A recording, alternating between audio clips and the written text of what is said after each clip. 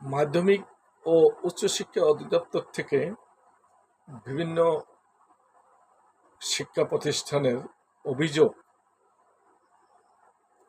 তদন্তের যে নীতিমালা, অর্থাৎ তদন্ত অফিসাররা বিভিন্ন প্রতিষ্ঠান থেকে যে সমস্ত অভিযোগ তারা পেতেন, সেই অভিযোগের ভিত্তিতে তাদের নিজস্ব ফরম্যাটে তার প্রতিবেদন তারা দিতেন এবং সেই অনুযায়ী তাদের বিরুদ্ধে সরকার অর্থাৎ শিক্ষা মন্ত্রণালয় বা শিক্ষা অধিদপ্তর এই তাদের বিরুদ্ধে অ্যাকশনে যেতেন।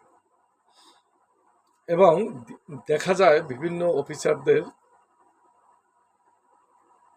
তদন্ত অফিসারদের নিজস্ব ফরম্যাট, এক একজনের এক একটা, অর্থাৎ ভিন্নভাবে তারা তদন্ত করতেন।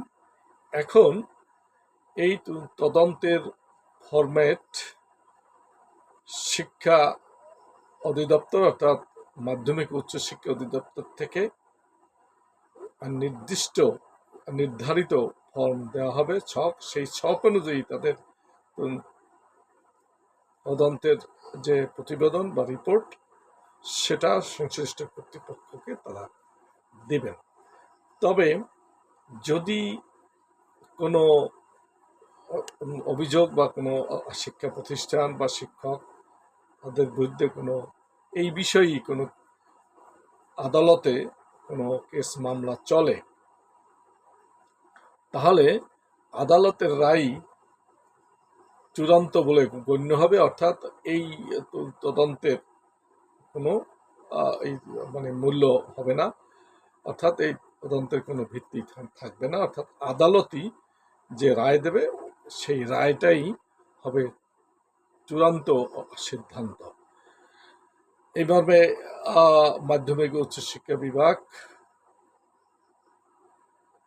এবং মাধ্যমিক ও উচ্চশিক্ষা অধিদপ্তর তাদের বিভিন্ন অফিসে অর্থাৎ আঞ্চলিক অফিস সমূহে পরিচালক, উপপরিচালকদেরকে এবং অন্যান্য যেখানে যারা এই তদন্তের সাথে সম্পৃক্ত থাকেন সবাইকে এই চিঠি দিয়েছেন নতুন নির্দেশনা। অর্থাৎ এক কথায়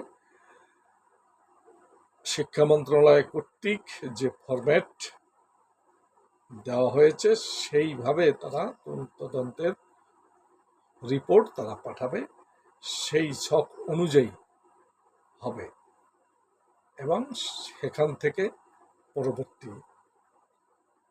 পদক্ষেপ তারা নেবে। ধন্যবাদ।